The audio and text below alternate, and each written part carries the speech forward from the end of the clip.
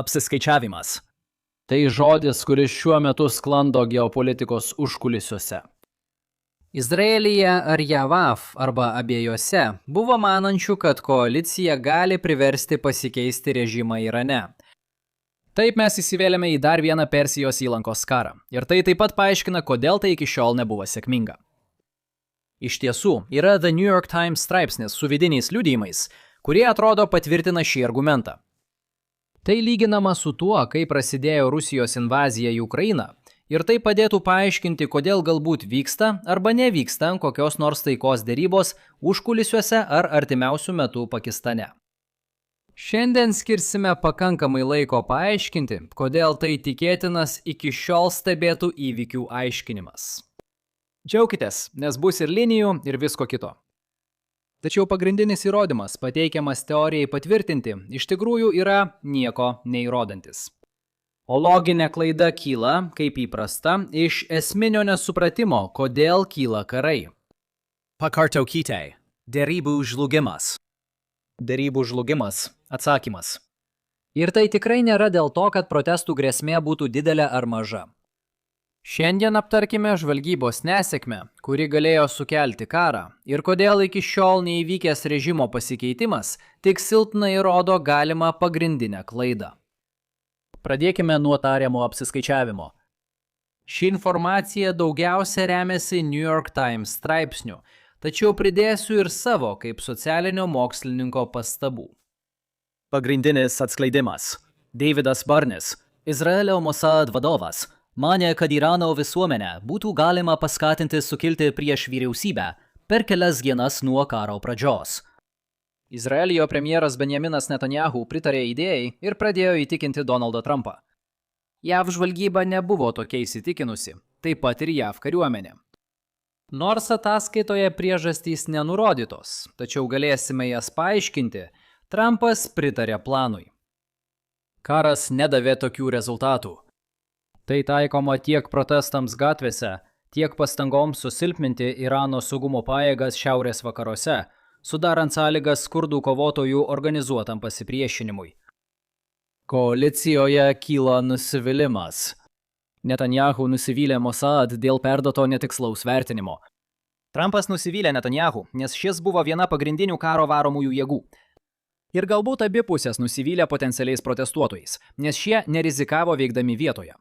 Ironiška, turint omenyje, kad Izraelis ir Jungtinės valstijos nerizikuoja veikdami vietoje. Bendra pagrindinės ir kitų ataskaitų tema – JAV žvalgyba nuolat teikia pesimistinius situacijos vertinimus. Jungtinės valstijos vis tiek pradėjo karą, turėkite tai omenyje. Gerai, tuo aptarėme esminę informaciją šiuo klausimu. Turime pereiti prie teorijos, kad geriau suprastume situaciją. Ilgamečiai žiūrovai iškart atpažins, kad tai privačios informacijos derybų problema. Dabar aptarsiu šios idėjos pagrindus. Jei krizių derybų teorija jums nauja, siūlau pažiūrėti mano antrame kanale paskelbtą ilgą įvadą, jei turite laiko. Įsivaizduokime, kad Irano teritorija simbolizuoja visą politinį nesutarimą tarp Islamo Respublikos ir JAV.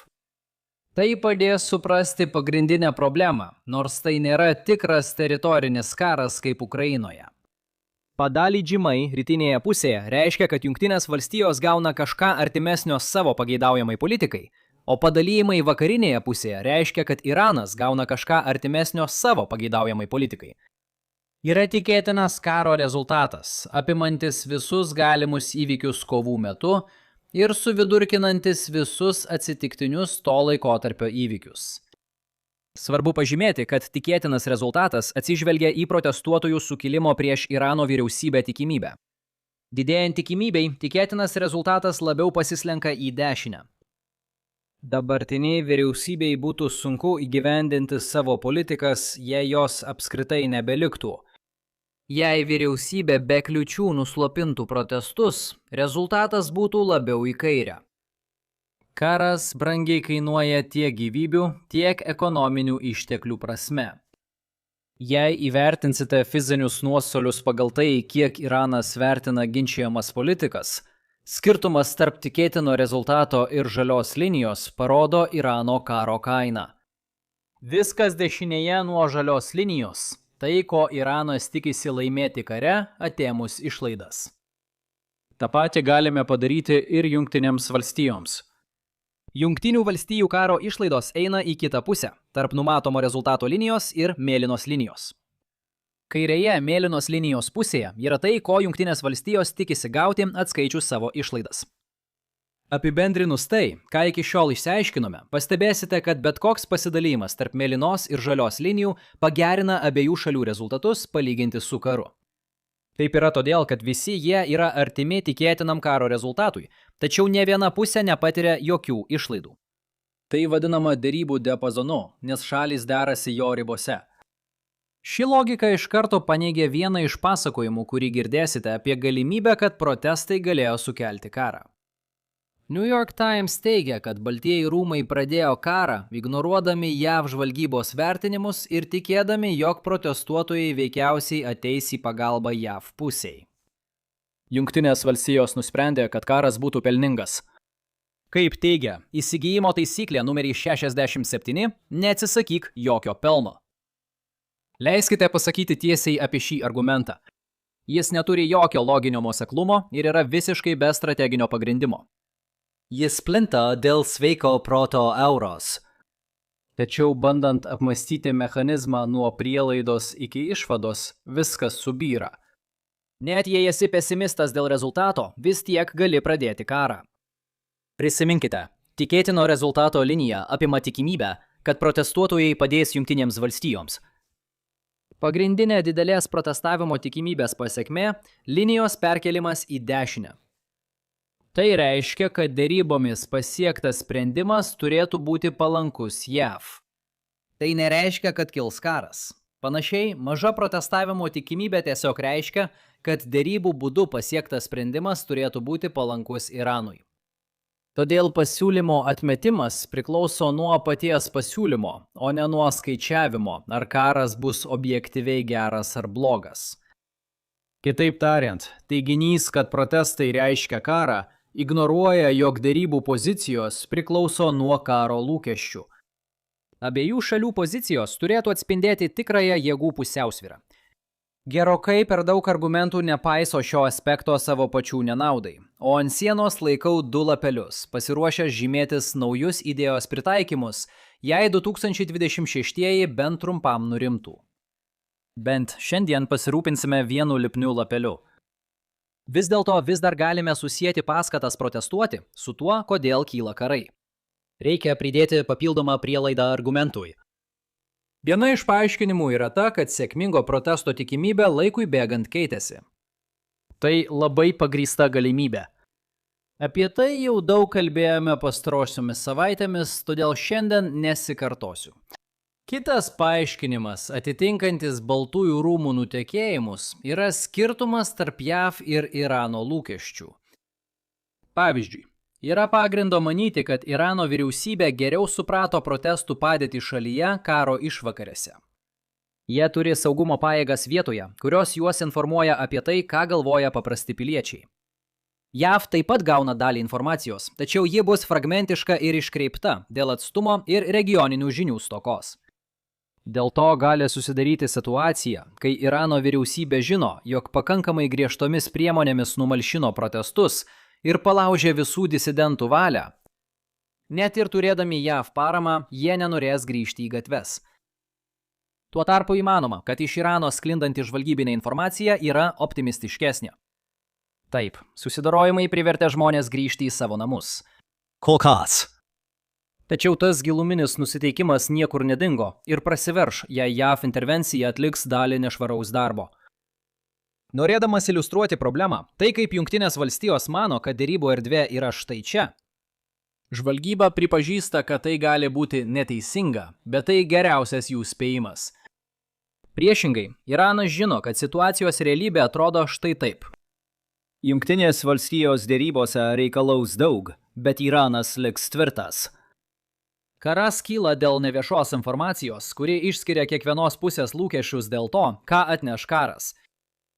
Lengva kritikuoti žvalgybos organizacijas, kad jos dažnai per daug optimistiškai vertina karo lūkesčius. Taip pat turime ryškų tokios logikos pavyzdį, vykusi su karu su Iranu. Tai klaidinanti išvada, nes per daug remiasi labiau į akis krentančiais atvejais. Kai žvalgyba veikia tinkamai, karų nebūna. Jei šalis sutarė dėl darybų ribų, jos turėtų tiesiog pasiekti susitarimą. Žinau, kad sunku tai suprasti dabartinėje pasaulio netvarkoje, bet dauguma šalių daugiausiai laiko gyvena taikoje su dauguma kitų šalių. Žvalgybos nesėkmės, tokios kaip ką tik aprašyta, yra išimtys. Kai žvalgybos organizacijos nepagristai pesimistiškos, karų taip pat nestebime. Šiuo atveju Jungtinės valstijos darybose aprašytų labai mažai. Iranas būtų šiek tiek sutrikęs, kodėl Jungtinės valstijos nesielgia agresyviau, kai Iranas žino, kad situacija iš tikrųjų yra nestabili. Tačiau Iranas nežiūrės dovanotam arkliui į dantis ir priims tai, kas siūloma, o šiuo atveju iš Jungtinių valstijų būtų pasiūlyta daug. Karo tokiamis aplinkybėmis sulaukiame tada, kai žvalgybos organizacija yra pernelyg optimistiška, o to perdėto optimizmo patikrinti nėra kaip, išskyrus sužinoti tai mūšio lauke. Tai atvejai, apie kuriuos prirašomos ištisos lentynos istorijos knygų. Kaip socialinis mokslininkas, primenu, kad tai nėra vidutiniai atvejai. Karas kaip neapibrėžtumo pasekmė iš karto atskleidžia svarbią pasekmę.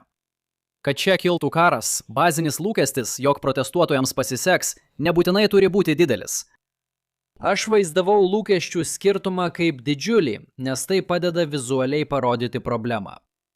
Praktiškai svarbu yra valstybės lūkesčių skirtumo dydis palyginti su karo kaštais. Pavyzdžiui, šiuo atveju Jungtinės valstijos gana pesimistiškai vertina tikimybę, kad karo baigtis bus palanki. Tačiau Iranas žino, kad JAV turėtų būti dar pesimistiškesnis. Karas kaila, nes Iranas derybose bus labai užsispyręs. Jungtinės valstijos darybose kels nedidelius reikalavimus dėl pesimizmo, tačiau Iranas juos vis tiek atmes. Tai įdomu, nes mums kaip išoriniams stebėtojams sunku nuspręsti, ar karas buvo sėkmingas, remiantis tik jo rezultatu ar nutekintomis žvalgybos ataskaitomis. Lengva daryti išvadą, kad Trumpo administracija ignoravo pesimistinės JAV žvalgybos ataskaitas ir veikė optimistiškai, remdamasi Izraelio informaciją. Ir galbūt taip ir buvo. Tačiau šios versijos negalima grįsti teiginiu, kad priešingų atvejų karas būtų nepaaiškinamas. Jei administracija būtų klaususi JAV žvalgybos, karo nebūtų buvę. Ne tada, kai JAV žvalgyba yra pesimistiška. Na vėlgi, pesimizmas nepaaiškina, ar čia įvyks karas ar ne. Svarbiausia yra skirtumas tarp Jungtinių valstijų ir Irano lūkesčių. Žiūrėkite, šiame kanale dažnai girdėsite mane sakant, kad kai kurių dalykų nežinau arba jų nežinome. Tai nėra išsisukinėjimas. Aš labai norėčiau žinoti. Taip tarptautiniai santykiai neveikia. Tai nepermatomas pasaulis, ypač dabar, kai dezinformacija plinta visur, o socialinių tinklų komentarai, įskaitant mano kanalo, rodo situacijos blogėjimą. Todėl itin svarbi teisinga argumentacija. Štai kodėl aš čia esu. Nesiekiu pateikti šališko požiūrio, nors turiu savo nuomonę šiais klausimais. Taip, aš turiu nuomonę ir asmeninių šališkumų, kurie lemia, ar mano manimų politikas elgiasi sąžiningai ar ne. Tačiau apie tai aš nekalbu, nes mane labiausiai domina argumentacijos loginis pagrįstumas. Viskas. Tai yra mano darbas. Noriu, kad geriau kalbėtumės apie politinę situaciją, nes dabar tai labai sunku. Grįžkime prie temos. Norėdamas parodyti, kaip sunku nustatyti, kas klysta vertindamas žvalgybos duomenis, įsivaizduokime pasaulį, kuriame Iranas pervertina savo galimybės, o JAV turi tikslę žvalgybos analizę.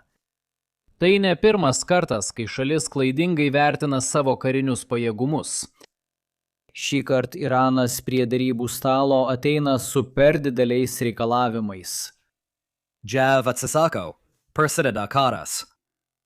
Tačiau šiuo atveju tikėtinas karo rezultatas bus objektyviai prastas, nepriklausomai nuo to, ar Irano vertinimas buvo teisingas, ar JAV vertinimas buvo teisingas. Kad mes, kaip klaviatūros kariai, galėtume spręsti, ar karas buvo gera idėja, turėtume jį palyginti su tuo, kas buvo siūloma derybose. Karo rezultatas nėra labai informatyvus, nes neturi atskaitos taško. Keliu šį klausimą, nes daugelis straipsnių apie žvalgybos situaciją čia supainioja logiką. Jie protestų nebuvimą laikys aiškių įrodymų, kad pradėti karą buvo klaida. Jie dažnai sako, kad JAV ar Izraelio žvalgyba prognozavo protestus, nors žvalgybos ataskaitos iš tikrųjų pateikė tik neapibrėžtumo rodiklius. Yra pagrindo manyti, kad Trumpo administracija apskritai buvo pesimistiškai nusiteikusi dėl sukilimo galimybių, sprendžiant iš to, kaip ji viešai formuluoja savo karo tikslus. Išskyrus Trumpo pradinę kalbą apie karo paskelbimą, administracija vengė režimo pakeitimo temos. Net karo paskelbimo metu tai buvo labiau pasiūlymas Irano žmonėms nei aiškus tikslas. Priežastis, kodėl jūs vengtumėte aiškiai įvardyti tikslą, jei būtumėte pesimistiškai nusiteikęs dėl galimybių, yra ta, kad politiškai atrodytų blogai, jei režimo pakeitimas būtų paskelbtas tikslu, kuris taip ir neįgyvendinamas. Jei administracija būtų optimistiškesnė, režimo pakeitimas galėtų užimti svarbesnę vietą viešumoje ir sulaukti daugiau palaikymo. Jiems dabar labai reikia palaikymo, nes tai nepopuliariausia karo pradžia Amerikos apklausų istorijoje. Istorinė perspektyva, kuria yra mokomi tiek Pentagono, tiek valstybės departamento darbuotojai, taip pat suteikia pagrindo apskritai skeptiškai vertinti įsitraukimą į šį konfliktą. Ši strategija, siekiant sukelti režimo pasikeitimą, neturi ankstesnių pavyzdžių, kuriais būtų galima remtis. Intervencijos dažniausiai padeda jau vykstantiems sukilimams. Jos paprastai nebando kursyti sukilimo. Nuo pradžių stebime brangų eksperimentą. Vis dėlto žiniasklaidoje per mažai lyginami JAV ir Irano įsitikinimai, nors tai būtina, kad šis mechanizmas sukeltų karą. Galiausiai turėtume aptarti, ką tai reiškia karo užbaigimui. Tradicinė analizė dažnai ignoruoja kai kurias derybų žlugimo niuansus. Pradėkime optimistiškai. Karas prasideda dėl skirtingų šalių lūkesčių, o baigėsi, kai jie pakankamai suartėja. Tuo metu kovoti reiškia abiem pusėms patirti nereikalingas išlaidas. Privalumas tas, kad Jungtinės valstijos gali stebėti protestų judėjimus ar jų nebuvimą. Ji gali atnaujinti informaciją. Svarbu, kad karo pabaigai reikia suvienyti anksčiau skirtingus lūkesčius. Jei abi pusės turi vienodą požiūrį į pagrindinę protestuotojų dinamiką, tuomet bet kokie natūralūs pokyčiai laikui bėgant tiesiog pakeičia derybų ribas. Jie aiškiai neturi įtakos derybų trinties šalinimui. Vakar atrodė, kad pavyko šiek tiek pasistumėti siekiant susitarimo dėl paliaubų. Neturiu tiesioginės informacijos apie ten vykstančius dalykus ar šios informacijos tikslumą. Visada smagu, kai abi pusės kalba priešingai. Dar smagiau, kai viena prieštarauja savo ankstesniai nuomoniai. Tačiau, jei manote, kad karas prasidėjo dėl Jungtinių valstijų pernelyg didelio optimizmo, tuomet būtų logiška, kodėl protestų judėjimo nebuvimas vietoje verčia Baltuosius rūmus ieškoti diplomatinio sprendimo. Žvalgybos organizacijos mano, kad pradiniai vertinimai buvo klaidingi, todėl reikia sumažinti reikalavimus. Pranešimuose šiuo klausimu trūksta subtilumo, kurį parodo privačios informacijos teorija. Jei gyvename pasaulyje, kuriame Jungtinės valstijos mane, kad kasdienė protestų rizika yra mažai tikėtina, o Iranas mane, kad ji dar mažiau tikėtina, tuomet protestų nebuvimas iki šiol mums mažai ką pasako apie tai, kuris požiūris buvo teisingas. Kad būtų aiškiau, įsivaizduokite, jei nežinotumėte, ar yra 0 procentų tikimybė, kad meteoras bet kada sunaikins visą gyvybę Žemėje, ar 0,0000001 procentas tikimybė. Rytoj pabudęs gyvas ir sveikas, jaustumėsi truputį optimistiškiau, bet nedaug. Su Iranu tas pats, tik mažiau ekstremalu. Todėl aš atidžiau stebiu naujienas apie atnaujintus JAV žvalgybos vertinimus dėl tikimybės, kad prasidės protesto judėjimai. Žvalgyba vertina daugiau nei tai, kad protestų dar nebuvo. Ji taip pat renka duomenis apie potencialą. Jie tai supras daug anksčiau, nei mes tai pamatysime viešai. Ir jei jie taps dar labiau pesimistiški, kaip galbūt ir buvo Irano lūkesčiai pradžioje, tuomet taip, manau, kad karas baigsis greičiau nei vėliau. Vėlgi, greičiau nei vėliau, bet ne rytoj. Jungtinės valstijos, jau turėdamos ten savo pajėgas, norės ilgiau pasilikti, kad toliau sabotuotų Irano gamybos pajėgumus. Bet tuo viskas ir baigsis. Ko išmokome? Yra tam tikrų įrodymų, kad Jungtinės valstijos buvo pernelyg optimistiškos, vertindamos protestuotojus prieš prasidedant karui. Žiniasklaida painioja bendrą optimizmą kaip karo priežastį, o ne kaip lūkesčių skirtumą tarp šalių.